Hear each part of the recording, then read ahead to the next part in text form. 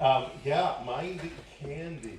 Um, so I want to start out by asking a few questions. There's going to be 4 questions, even though this is not spring or Pesach or Passover. But there are 4, because it just happens to be 4 questions.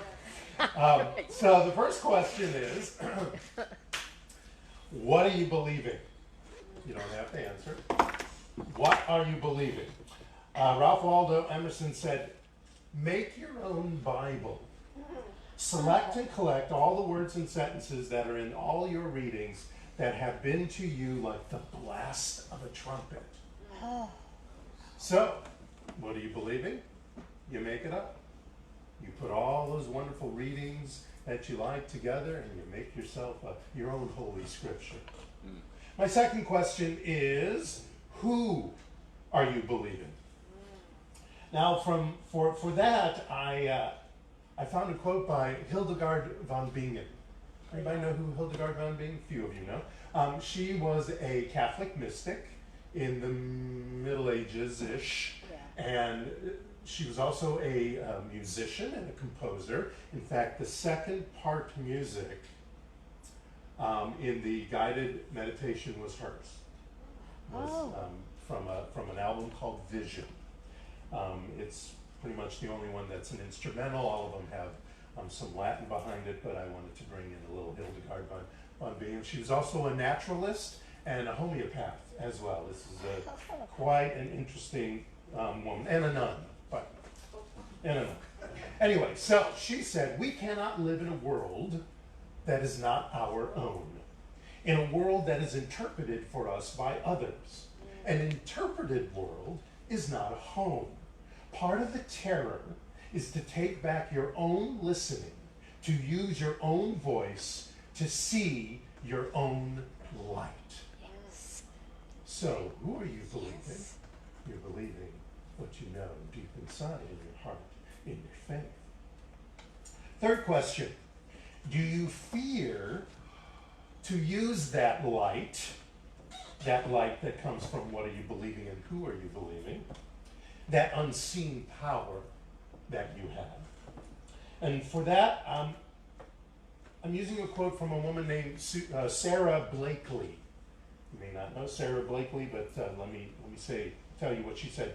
Don't be intimidated by what you don't know. That can be your greatest strength and ensure that you do things differently from everyone else. And she did. She's the CEO and the inventor and the person who spread it to the world of Spanx. So, when anything gets in our way of our greatest life, I think it's time we use some mind candy. And I want to talk about mind candy. And where do you get mind candy, of course? You get it from yourself. Your thoughts, your feelings, your belief, your spiritual practice, your personal Bible, as Emerson was talking about. Now, where do you put this mind candy? Well, for that, I want to quote Frances Scovel Shinn, one of our New Thought writers. She said, if you do not run your subconscious mind yourself, someone will run it for you. So that's where your mind candy goes. It goes into your subconscious. So I ask you the fourth question, and probably the most important one. What are you feeding your subconscious? Now, the subconscious mind has many parts to it, there's 11 that I want to speak about. There's 11 parts to the subconscious mind that I want to talk about. And the first one, that the subconscious mind is awake and alert and is listening 24/7, 365. You can't turn off your subconscious mind. It's always there. It's always listening. It is not bound by space, time, your height, your hairline, your intellect, your weight. It's always around. Number 2, it thinks in forms of images. So you can say all you want to the subconscious. It's the images, and mind around you. Those words can bring images to your mind, but it is the images that the subconscious is reading. All images in your mind are real to the subconscious mind. Number 3, it communicates to you, communicates back to you through your conscious mind, through emotions. So when you're having feelings and emotions about something, it's because the subconscious mind read that and remembers what it needs to have you feel about that. And sometimes the subconscious mind speaks to you in dream states, but that's a whole talk in itself, and I have to get Dr. Freud here, and he's very busy. Number 4, the subconscious mind stores all of your memories. Now, sometimes those memories are repressed because the subconscious mind knows that you're not going to be able to deal with them very well. And sometimes they even release the little they in your subconscious mind. Sometimes the subconscious mind releases those repressed memories because it knows that it's time for resolution, and you're in a place for resolution, even though sometimes it is the darndest time that those things come up. So hopefully when they come up, you're in a session with a counselor or a therapist or a spiritual practitioner. Number 5. This is an interesting one. And what's great about this one is because we teach it. The subconscious mind does not process negative words. Isn't that interesting? Hooray. So, yeah, hooray. So, don't think about an elephant standing next to me. Anybody see the elephant? Sure. Even for a brief second? Yeah. Yeah. Because your subconscious mind doesn't understand don't. It only understands what you want. So isn't that cool in that when we're in our conscious mind, we focus on something of what we want, whether it's an idea or something we see. It doesn't have to be with our outer eyes, but our inner eyes, and make that decision. The subconscious mind goes to work and registers that. And as we do that over and over and over again with spiritual mind treatment, etc., it becomes a habit in the mind, and then the subconscious mind turns that into a belief. And what happens to our beliefs? They manifest into our lives. Number 6, the subconscious mind structures the perception of your reality. So when something's happening, and you were talking about this, you get triggered or ticked off or triggered, and it doesn't have to be a negative way. You can get triggered in a positive way. It's because the subconscious mind is understanding the emotion that is happening when that experience happens to you, whether it's somebody being snitty at you and all of a sudden you feel, even unknowingly, maybe childlike, maybe have had your hand slapped. Your subconscious mind goes, oh, I know what I do with that feeling, and boom. Or there's other times where it wants to go boom, but you're aware enough, as Jamie was, to not come back and go, you little, who do you think you're talking to? I thought you were here to help me. But sometimes we don't have that. Married people understand that. Number 7, or, committed people. Number 7. It generates, stores, distributes, and transmits energy throughout your body. So the subconscious mind. So when you're concentrating on something, like you're in a meeting, and the meeting is long, and a lot of stuff's been talked about, and your mind is just full of ideas, or maybe you're having a lazy Sunday, actually. You're having a lazy Sunday and just kind of sit back, or you read, and you're reading all kinds of things because you're probably like me, you have 3 books going on at the same time, and or maybe you're just hanging out watching TV and stuff, and then you realize come 4 o'clock, I'm tired. Yeah. That's because your mind was still working. Yeah. But in opposing that, in a way, when you go and exercise, your muscles may feel tired, but you're energized. That's the same thing going on in your subconscious mind, but the chemical reaction is different. The subconscious mind is all of that. Number 8, it deletes, distorts, and generalizes. Those of you who have taken psychology know that phrase a lot, and I want to talk a little bit about that. So it deletes every bit of information that it thinks is not necessary for you to pay attention to. So when you focus on something, sometimes that's why even your peripheral vision doesn't even work anymore. Because you're focused on the computer screen, maybe too much, or you're focused on something and you don't even realize what's going on around you. Again, those in a relationship probably have had that.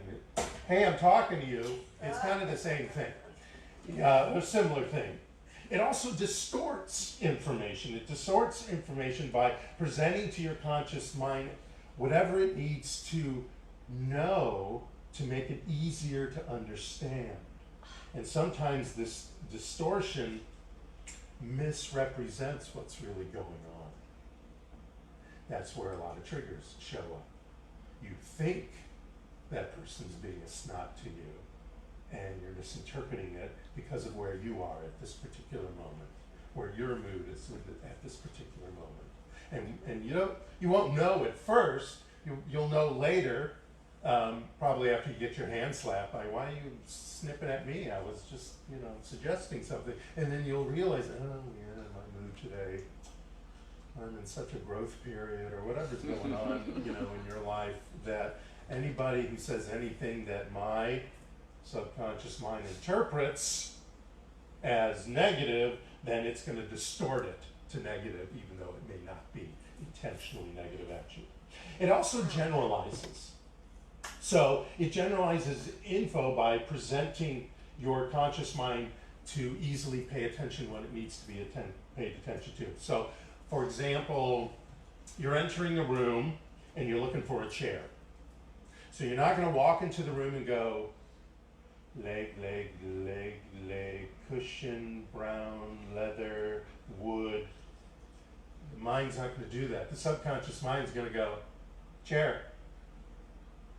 And that's it. You're going to go to that chair. The subconscious mind, number 9, takes everything personally.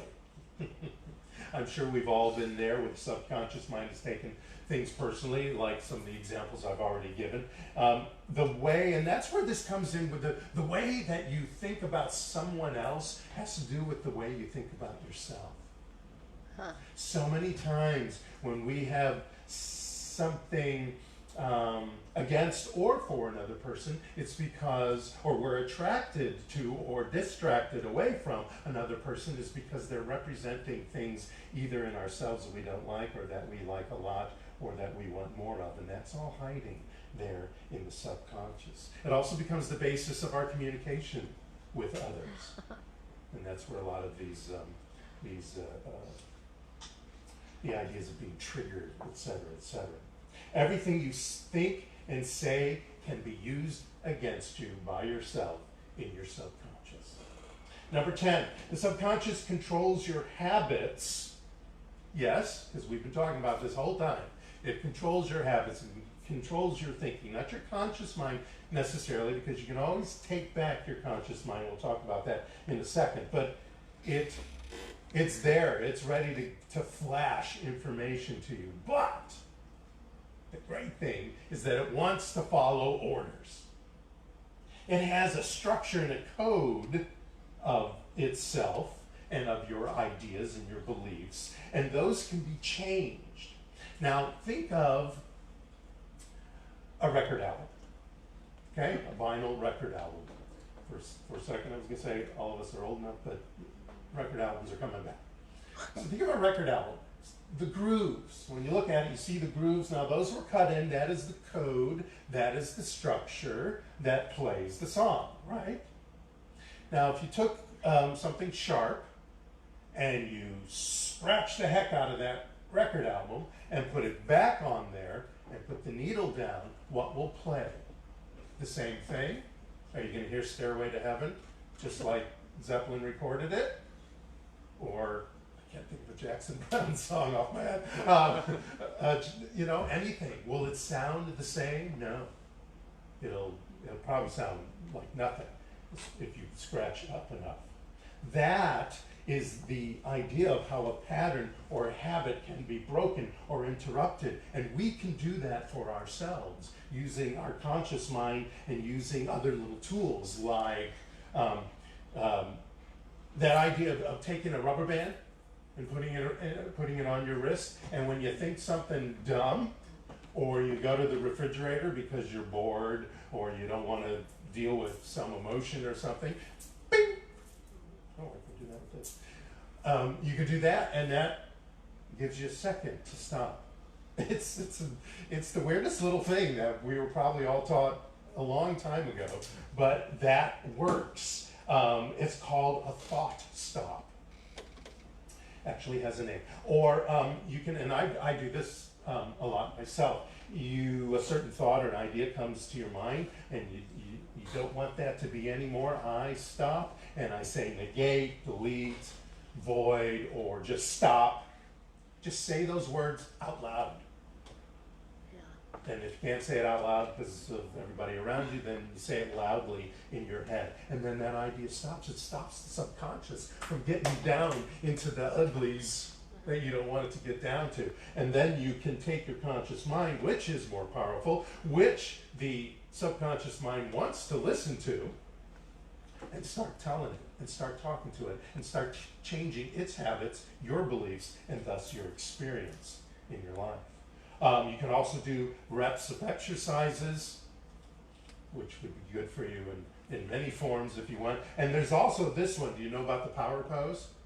Have you seen that TED Talk? I did a whole talk about the power pose one. So you do the Superman or you do the Wonder Woman pose. This is a great thing, and I've done this. I've gone to the restroom, you know, at an interview or a meeting of some sort, and just to get my mind off of what's going on there, I go to the restroom, make sure nobody's there. And what happens is when you're in this pose, it changes what's going on in your body. The energy changes, the chemicals change, because we relate this to something.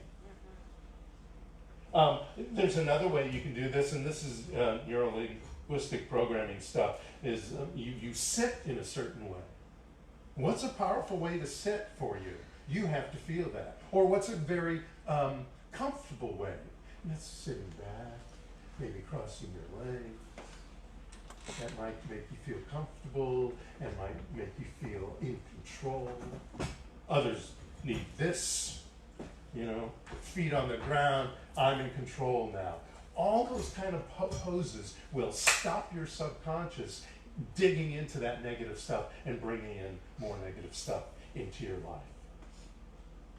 So the final thing, number 11, is subconscious always wants more input, but it requires quality questions when you want to ask questions.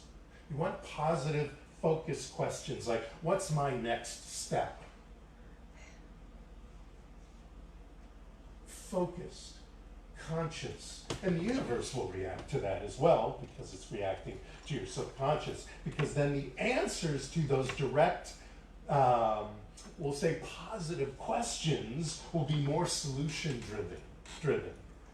And your subconscious knows how to, oh, okay, let me answer that. Does all the neural pathways that it needs to figure out to give you a positive answer.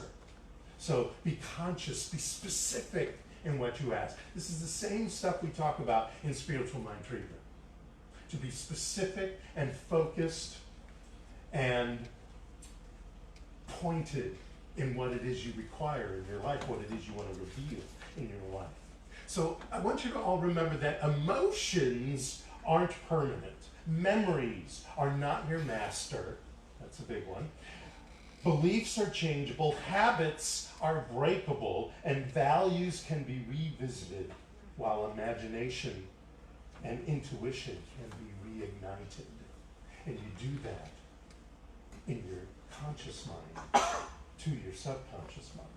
Dr. Joseph Murphy said, busy your mind with concepts of harmony, health, peace and goodwill and wonders will happen in your life. He's talking about mind candy. Mind candy are those positive things, are your Bible, your holy scriptures that you created. Out of these, line them up, if you'd like, or quotes that you like, line them up somewhere. Felicia Pizzonia said, always ensure that you put beautiful images in your mind that will guide you through all you do. This will make you mind the garden of good things, your subconscious mind, the fertile soil. So use these affirmations. That's mind candy. Be vocally grateful for even the littlest thing. That's mind candy. Get your butt out in nature and absorb that energy. That is mind candy. Energy flows where your attention flows. So your energy, your subconscious will flow with where your attention is. So if your attention's on all the crap going on in your life that's not so great, then your subconscious is going to get fed by that. And sometimes those thoughts come in there, and when they do, boom, do a couple of push-ups, get yourself out in nature, say no, stop, life's better, this is what I'm grateful for, boom, boom, and a boom, or any of those kind of spiritual practices. Carl Sagan says science is not only compatible with spirituality, it is a profound source of spirituality. So this mind candy, it's kind of a silly phrase, but it's science. All that subconscious stuff, that's science. That came out of psychology, reading about not only what psychologists think, but what epigenetics is working on, neuroscience is working on. All this is science, and yet we can bring it to spirituality too, because really they're the same thing. I think I had something last week where science caught up to spirituality that I put out. So like a bucket that you fill drop by drop by drop, we can do that to our subconscious mind with mind candy. Drop by drop by drop. Those ideas, those feelings, those requirements and declarations and revelations, to clear our mind, to heal our heart, to lift up our souls, to allow intuition and imagination to flow. Just choose delicious words, delicious images into your mind. That's mind candy. That's fuel for the brain. Now you'll also notice in your programs that there's an extra sheet along with your the lyrics for the two songs today.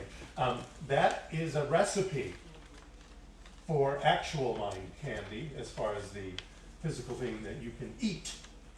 And there are a few alternate ingredients for those who may not want to put maple syrup in their recipe for whatever reason. You can also use coconut sugar, which is low glycemic, by the way. Coconut sugar, and on the back of that single sheet is what you do with it once you get all those. So that is actual candy for the mind and for the body. So that's fuel for your body because it helps your brain work. And mind candy through spiritual practice, through writing your own Bible, through stopping those subconscious negatives that pop in every once in a while, through words, through ideas, through snapping your wrist. Those are fuel for the brain. Let your spirituality and science merge with your best mind candy and do it every single day. Thank you so much. Namaste, everyone. Oh,